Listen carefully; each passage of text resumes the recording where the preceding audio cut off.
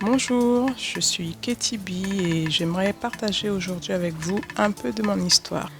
Alors il faut savoir que le 21 juin n'est pas que le jour de la fête de la musique, mais c'est aussi la journée mondiale de solidarité pour la migraine. D'ailleurs, tout le mois de juin est un mois consacré à la sensibilisation euh, envers la migraine et les céphalées. Et donc, je saisis l'occasion pour partager avec vous mon parcours. Il faut savoir que les migraines, j'en ai tout le temps. Maintenant, j'en ai tous les jours et je pense que je peux être considérée comme une migraineuse chronique. Alors, tout a commencé quand j'étais petite à l'école. Je devais avoir vers les 10 ans, comme ça. Quand à la récréation, une camarade m'a bousculé sans faire exprès et je suis tombée sur la tête. Et depuis ça, j'avais des maux de tête avec une espèce de voile devant les yeux. Et j'ai appris en fait que c'était des migraines avec aura. Donc quand ça venait, je ne pouvais rien faire d'autre que de me coucher dans le noir euh, et attendre que ça passe. Je me levais pour vomir de temps en temps et puis voilà. Donc c'était plutôt compliqué, vraiment. Ça me gâchait des journées. Et avec le temps, j'ai appris à déceler ce qui provoquait les migraines, ce qui les déclenchait. Donc j'avais tout un rituel pour éviter le changement de température, surtout au lever. Pas ouvrir un réfrigérateur, pas ouvrir une fenêtre, pas poser les pieds par terre, voilà. Plein de petites choses comme ça qui m'ont permis d'éviter l'apparition trop fréquente des migraines. Au bout de quelques temps, ils ont quand même fini par s'en aller. Et puis, j'ai pu commencer une vie à peu près heureuse, on va dire. Je me suis mariée, j'ai eu mes enfants. Et, euh, et vraiment, j'étais épanouie. Sauf que sur le plan professionnel, j'avais des petits soucis à trouver du travail. Donc, j'ai choisi de reprendre mes études. J'ai repris mon master, j'avais une licence, donc j'ai poursuivi en master. Et par la suite, j'ai obtenu un poste de professeur d'anglais. Et donc c'est vraiment à ce moment-là que les migraines sont revenues vraiment en force, on va dire, hein. J'avais des migraines 5 jours sur 7 et ça devenait compliqué. J'ai donc consulté et c'est là que j'ai appris que j'étais migraineuse. Je ne connaissais pas vraiment le terme, j'avais pas fait de recherche à ce sujet.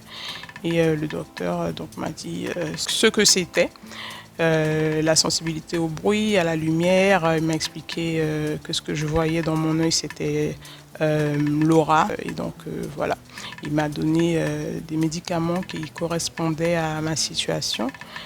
Et donc, ces médicaments que je prenais en début de crise m'ont permis d'avoir à peu près une vie normale, d'aller au travail et de poursuivre voilà, ma vie de femme active, de maman, etc.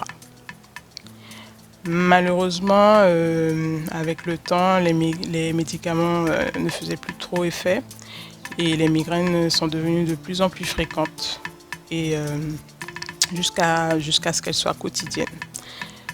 Et du coup, j'ai dû arrêter mon activité professionnelle. J'ai dû mettre un terme à certaines choses, certaines activités que j'avais aussi à côté. J'ai appris à prendre soin de moi, à me reposer, mais ça n'est pas évident, surtout quand on a 3 enfants. Il faut quand même s'occuper des enfants, gérer la maison et heureusement mon mari était là pour m'épauler parce que sans lui ça aurait été vraiment encore plus compliqué. Je suis malheureusement aujourd'hui dépendante des médicaments. Si je veux pouvoir sortir du lit, évacuer à quelques occupations, je dois prendre des médicaments tous les jours. Je suis encore plus sensible à la lumière qui fait que j'ai des lunettes de soleil tout le temps. La luminosité de mon portable est au plus bas possible et voilà, si j'essaye de vraiment éviter le bruit, éviter l'agitation, mais ça n'est pas toujours évident.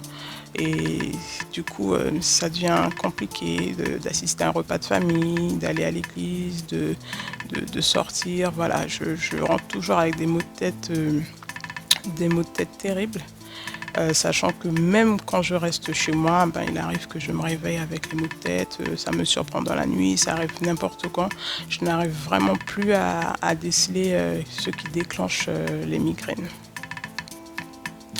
Alors j'ai bien sûr fait des recherches sur internet, voir ce qui pourrait m'aider, des méthodes naturelles. J'ai presque tout essayé, en tout cas tout ce que j'ai vu, tout ce que j'ai entendu, tout ce qu'on m'a dit.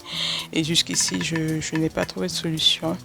Mais en attendant, j'ai décidé de ne pas me laisser dépérir et j'ai trouvé mon issue de secours, on va dire, dans le dessin, puisque quand on est limité dans ses mouvements, dans ses gestes par rapport aux douleurs, ben voilà, j'ai trouvé le dessin numérique qui m'a permis voilà, de dessiner dans mon lit, au repos, et c'est vraiment mon échappatoire pour oublier la douleur.